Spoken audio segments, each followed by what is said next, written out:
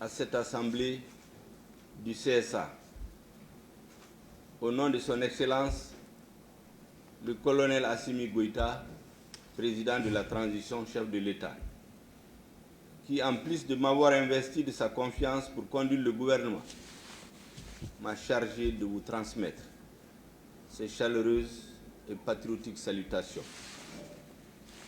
Le CSA tient sa 43e session. Des Maliens se retrouvent pour débattre du devenir de la nation et tracer les voies du futur. Je m'en réjouis. En la circonstance, vous exprime ma gratitude pour vos efforts en faveur de la paix et de la réconciliation dans notre pays. Nous avons signé sous l'égide des partenaires internationaux l'accord. Pour cette raison, les dispositions de cet accord engagent l'État malien. Sa mise en œuvre est une nécessité. Aussi, de la date de sa signature, il y a 6 ans, à ce jour, votre comité est resté à pied d'œuvre pour la réalisation d'un objectif orienté vers l'instauration de la paix et de la concorde entre Maliens. Mesdames et messieurs, vous avez bien entendu que j'ai dit mise en œuvre. Je m'empresse d'ajouter, comme pour préciser, mise en œuvre intelligente de l'accord, ce que Monsieur le Président de la Transition n'a pas manqué de rappeler dans son discours d'investiture.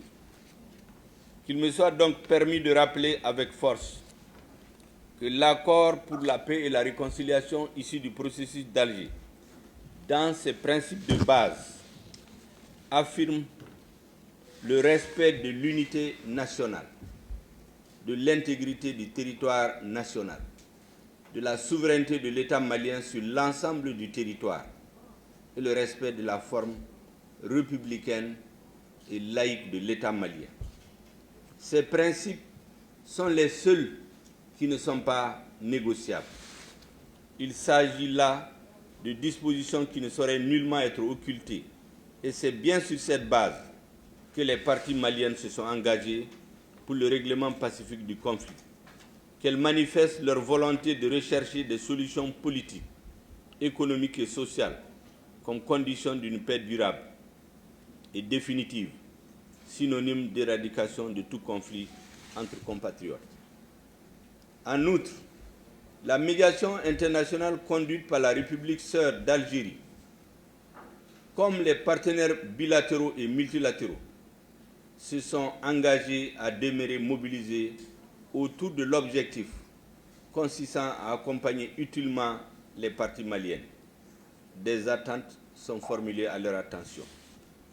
Ils sont appelés à concentrer leur attention prioritairement sur les domaines pertinents à l'accompagnement pendant et après la négociation.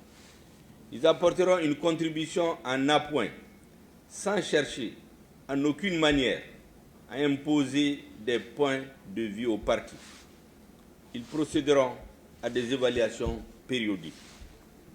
À cet égard, ils doivent bénéficier de l'implication des mouvements et de toutes les composantes de la nation. C'est dans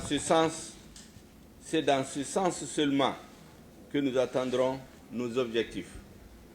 Mesdames et messieurs, notre pays traverse des moments tumultueux qui nécessitent la cohésion, la solidarité de tous ses enfants sans exclusive pour poser les vrais jalons de réformes politiques et institutionnelles.